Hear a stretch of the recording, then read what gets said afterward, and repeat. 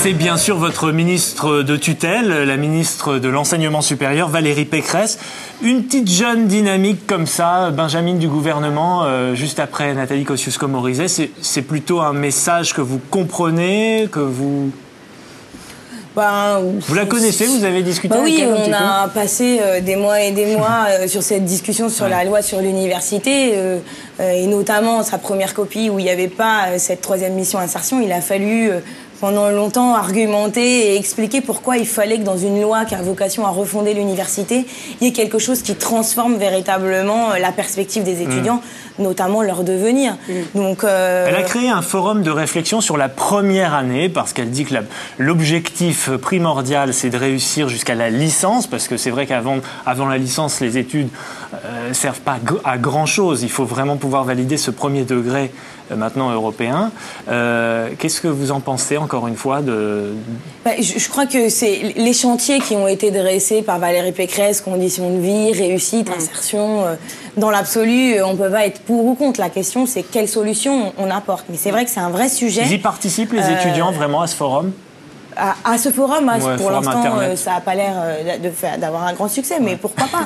Non, mais pourquoi pas? La question, c'est de savoir qu'est-ce qu'on va faire pour permettre aux étudiants, effectivement, de moins échouer. Ça passe déjà par une meilleure orientation. C'est pour ça qu'on demande des statistiques. Est-ce que c'est aussi une question d'argent? Mais bien sûr, c'est une question d'argent à partir du moment, tout simplement... Pour prendre simplement cet exemple, vous savez qu'aujourd'hui, il y a très peu d'observatoires des débouchés dans les universités.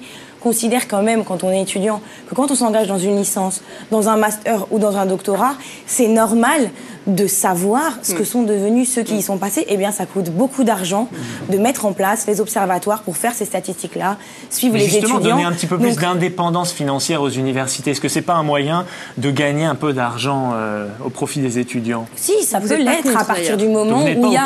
À partir du moment où il y a un projet d'établissement, des objectifs qui sont définis avec l'ensemble de la communauté universitaire. S'il faut financer des nouvelles choses et innover, c'est bien aussi qu'il y ait des ouvertures pour innover en matière de financement. Mais ce qui est sûr, c'est que ça ne doit pas empêcher l'État de réinvestir massivement, c'est-à-dire avec de l'argent public, dans l'université et dans la recherche, parce qu'aujourd'hui, on est très en dessous de la moyenne européenne. Donc, ouvrir à l'innovation en mode de financement, pourquoi pas, mais pas au détriment de ce que doit l'État à sa jeunesse notamment et à l'avenir. Alors, étudiant égale souvent stagiaire.